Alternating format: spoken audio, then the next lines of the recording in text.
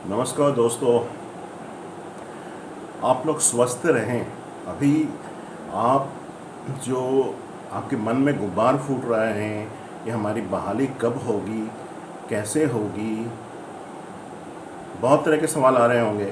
तो उसके बारे में अभी सोचना बेकार है। अभी कोरोना काल है और सबसे पहली प्रायोरिटी ये होनी चाहिए कि हम कोरोना से कैसे बचें।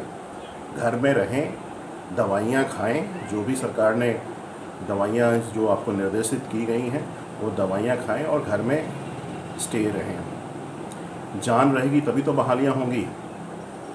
ऐसा ना हो बहालियाँ शुरू हो जाएं, भीड़ भाड़ शुरू हो जाए। अभी अभी तो इमरजेंसी सिचुएशन है। अभी तो आपको ये सब सोचना ही नहीं चाहिए कि बहाली, जब नॉर्मल सिचुएशन हो जाए तो बहालियाँ अपनी शुरू होंगी। तो आप लोग के मन में जो गुब्बार फूट रहा है वो मैंने पहले ही बता दिया था। पहले तो आप लोगों ने विश्वास नहीं किया, ऑनलाइन हो जाएगा, ये हो जाएगा, वो हो जाएगा। तो अब आप लोगों को थोड़ा थोड़ा सत्य से आप लोगों को पता चल रहा होगा कि कैसी सरकारें होती हैं और वो किस तरह से जो कॉमन पीपल को ट्रीट करती हैं। तो वक्त के साथ सारा कुछ आप लोगों को पता चल ही जाएगा। तो इसीलिए मैं कहता हूँ कि इस परीक्षा के भरोसे मत रहो। इसमें कम से कम 5 वर्ष तो लगेंगे ही, और अधिक तो आप देख ही रहे हो, 11 वर्ष वाले भी हैं। तो वो 5 और 7 साल के लिए अगर नौकरी करनी है तो इसके भरोसे रहोगे। बहुत सारे मैंने अभी अपने ग्रुप में यूट्यूब चैनल का लिंक शेयर किया है, वहाँ आप जाओ, वहाँ पे देखो कहाँ कहाँ जॉब्स हैं, अच्छी अच्छी जॉब निकली हुई है। और बहुत सारे झारखंड के बच्चे भी हमारे ग्रुप में, वो भी एसटीईटी के ही अंदर घुसे हुए हैं। बोकारो के हैं, देवघर के हैं, उनके स्टेट में निकला हुआ है एकलव्य मॉडल स्कूल का, वो वहाँ के रेजिडेंट है। मतलब बहुत होता है ना, उनका घर बिहार में होता है और वो पढ़ाई करते हैं झारखंड में, या झारखंड में उनके पापा काम करते हैं तो वहाँ वो बस जाते हैं, और गांव बिहार में होता है। इस तरह के भी बहुत बच्चे, पर जो अदर जॉब का व्यूज़ आ रहा है, और भी यूट्यूब चैनल में देख रहा हूँ, सिर्फ व्यूज़ एसटीईटी पे ही आ रहा है, अदर कोई चीज़ पे कोई व्यूज़ ही नहीं आ रहा है। यानी कि आप लोग और कोई परीक्षा की तैयारी करते ही नहीं हो, मुझे लग रहा है। और एसटीईटी में हो गया तो आप लोग कहीं और की सोच ही नहीं रहे हो। आपको ऐसा नहीं करना चाहिए, आपको तैयारी करते रहना चाहिए, हर चीज़ की तैयारी करनी चाहिए। एमसीए हो, बीटेक हो, जो भी हो, डोएक ए लेवल हो, उसकी क्वालिफिकेशन भी तो लंबी चौड़ी है। जो भी हो, अदर इससे बेटर जहाँ भी अपॉर्चुनिटी मिले आप उसकी तैयारी करते रहो। ये जॉब जो है, मैं पहले खुद ही बोल देता हूँ, टीचर की जो जॉब होती कहीं की भी, केंद्रीय विद्यालय की या बिहार सरकार की, हम लोगों ने क्या किया हुआ है, एमसीए किया है, बीटेक किया है। तो पहला काम, हम लोग भी जाते थे सचिवालय में पहले वहाँ पे कि हम कंप्यूटर शिक्षक बनना चाहते हैं। अरे तुम लोग कंप्यूटर टीचर बनना चाहता, तुम लोग सॉफ्टवेयर वाला कहीं नहीं डेवलप करता है, कंप्यूटर टीचर बनेगा, इस तरह से झिड़क देते थे। बहुत मेरे सामने में तो नहीं झिड़का था, पर ये और भी हमारे दोस्त जाते थे, मनोज चौपिक और कौन, इस तरह की बातें बोलते थे, इस तरह से झिड़क दिया है कि सॉफ्टवेयर क्यों नहीं डेवलप करते, तो यहाँ टीचर बनने आया हो। तो उस टाइम तो शून्य सीट था, हमने शून्य सीट को 1673 सीट में कन्वर्ट करा दिया। अब आपके इरादे कैसे हैं, इन 1673 सीटों को क्लिंच करना है आपको। अब तो ये आप ही लोग समय बताएं कि आप लोग इसको क्लिंच कर पाते हो कि नहीं। अगर आपका जो अफेक्शन है, आपका जो प्यार है, मैं अदर ग्रुप में भी देख रहा हूँ, जो एक बहुत सबसे पॉपुलर ग्रुप है और उसके सब्सक्राइबर भी सबसे ज़्यादा है। अगर वो किसी और टॉपिक पे वीडियो बनाते हैं, उनकी वीडियो सबसे ज़्यादा पॉपुलर है, बहुत आवाज़ में भी उनका बहुत अच्छा दम है और उनके सब्सक्राइबर भी ज़्यादा। वो भी अगर बनाते हैं किसी और टॉपिक पे वीडियो तो 400 से ज़्यादा व्यूज़ नहीं आते हैं, और अगर एसटीईटी में बनाते हैं तो सीधे 7-8 हज़ार उनके व्यूज़ आ जाते हैं।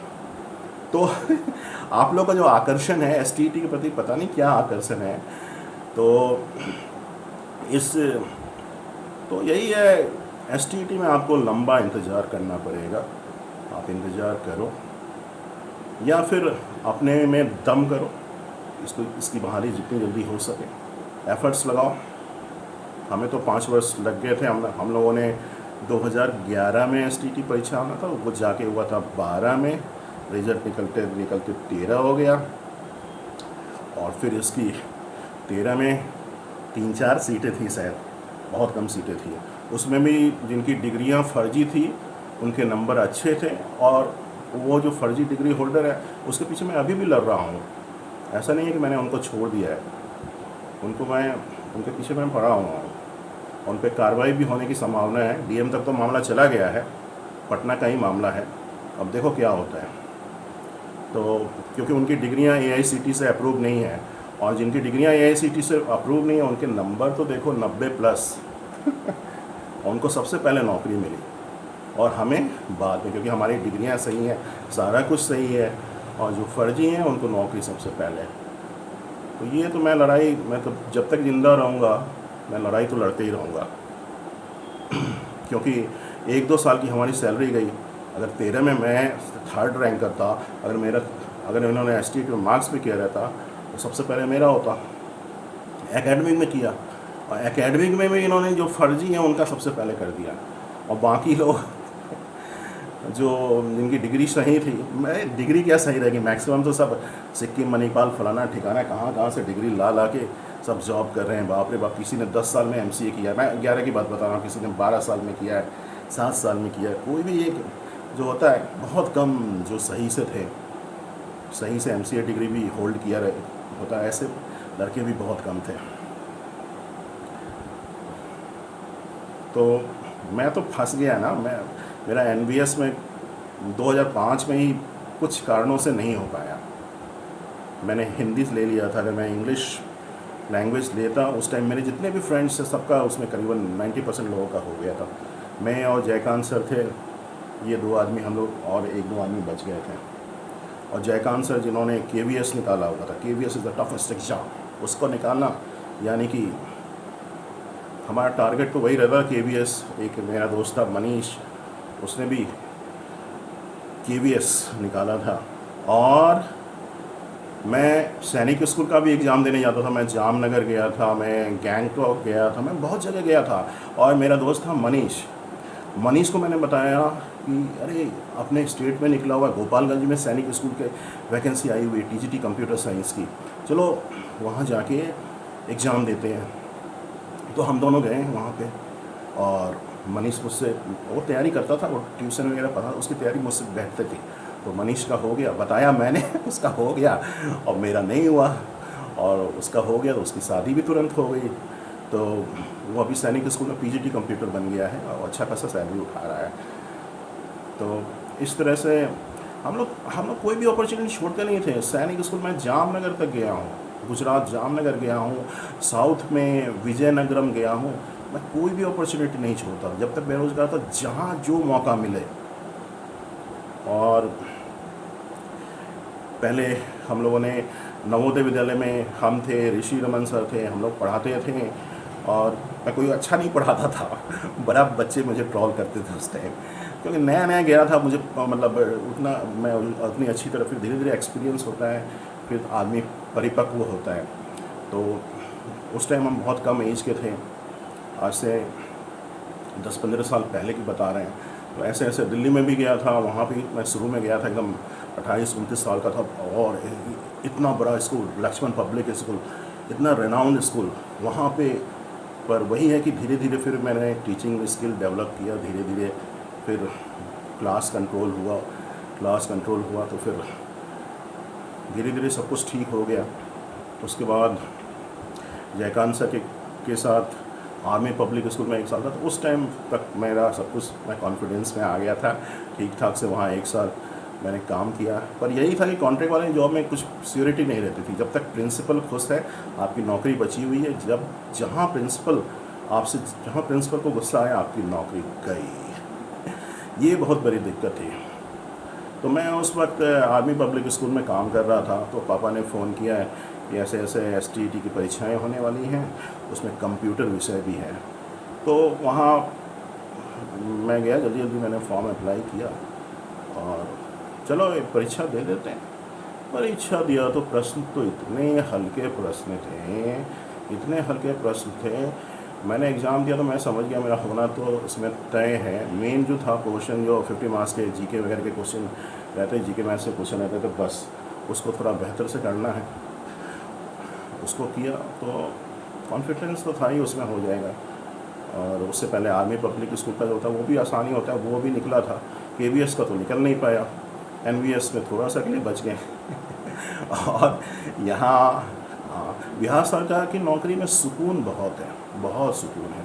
आराम से आप कोई और प्रतियोगिता की तैयारी कर सकते हैं और काम भी रहता है, स्कूल का भी काम रहता है। तो स्कूल में फंक्शन, अब मेरी कहानी सुनोगे। मैं जिस स्कूल में था जब मैंने ज्वाइन किया, वहाँ बिजली ही नहीं थी, और बिन बिजली कंप्यूटर कैसे चले। और जब मैं गया लैब में, सारे कंप्यूटर बिखरे हुए हैं, कुछ टूटा हुआ है, बहुत दिन से झाड़ू नहीं लगा था, और अभी भी वही हालत है कंप्यूटर लैब की, एक भी कंप्यूटर नहीं चलते हैं। तो शायद प्रिंसिपल सर ने कंप्यूटर ख़रीदा है ऑफिशियल काम के लिए, वो भी मरा पड़ा है। तो मैंने अपने घर में ही लैपटॉप, एक प्रिंटर रखा हुआ है, 15,000 का लैपटॉप रखा हुआ है, 17,000 का एक प्रिंटर रखा हुआ है। सारा कुछ अमेजन से ख़रीदा है। और जो भी स्कूल का वर्क होता है या अपना भी जो भी प्रैक्टिस होता है, पाइथन वगैरह का जो भी प्रैक्टिस करना रहता है, तो मैं अपने सस्ते लैपटॉप से करता हूँ। खैर आप लोगों को 35-40 हज़ार का लैपटॉप खरीदते होंगे, तो क्योंकि हमारी सैलरी बहुत कम है, हम नियोजित शिक्षक हैं, तो उस हिसाब से हमें सस्ते चीज़ हम यूज़ करते हैं।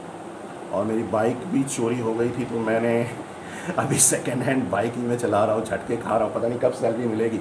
अपनी सैलरी आएगी, पापा के पैसे तो मैं खरीद ही सकता हूँ, पर अपनी सैलरी आएगी तो फिर मैं बाइक खरीदूँगा। बहुत दिक्कत हो रही है। और आप लोग, फिर मैं क्या बोलूँगा, STET के भरोसे मत रहो। जब इसकी नोटिफिकेशन, बहुत बच्चे पूछते रहते हैं कि मुझे EWS बनाना है, ये बनाना है, वो बनाना है, आप भी आराम से बैठ जाओ, किसी और प्रतियोगिता परीक्षा की तैयारी करो। इसकी नोटिफिकेशन आएगी आप बनाना। उसमें भी नोटिफिकेशन आने के बाद भी बहुत लंबा प्रोसेस चलता है। वक्त के साथ सारा कुछ आप जान जाओगे। धन्यवाद दोस्तों।